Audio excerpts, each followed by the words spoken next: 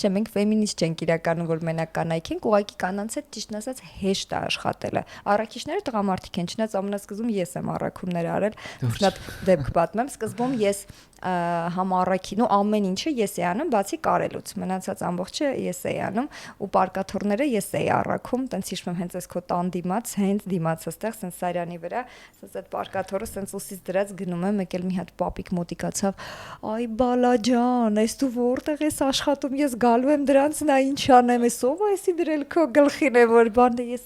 դե պապի ջան գործ անում ենք էլի։ Ցածր որ քո բիզնես։ Հա չէ, ես տենց չէ, ես գնում էի, ասում էի, առաքում էի, հետո ասում էի, որ խնդրեմ մեր տնօրինությանը կասեք, ամեն ինչ լավ էր, առաքումը օքեյ էր, դե ասեք, հա։ Չէ, իրականում որ առաքիչը գալիս է ու սենց դու ես, դա բավականին լուրջ բրենդ է։ Հիմնականում բան է, սենց չեն առաքիչները էլի։ Սենց չէ։ Հիմնականում փափուկը գիտես որ տարածքներն է, որ ոչ մի տիպի լուծում չես կարողանում գտնել այդ նեղ արանքները ինչ որ կահույք տեղավորելու,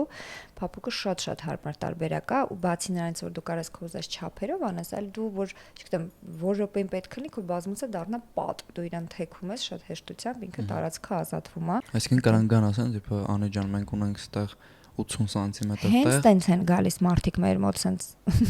Անի ջան, տնից սենց գալիս են։ Ցերով գալիս են, հա, սենց բան կռիվ անելով, բան որ աղա ես քեզ չասի, քիչ ես կո։ Օ գիտեք ինչ կռիվներ ա լինում մեկ-մեկ։ Ավտոբուսի մեջ սենց մարդիկ։ Իսկ տեղ ա տալիս կողքի կգաս սենց անելով։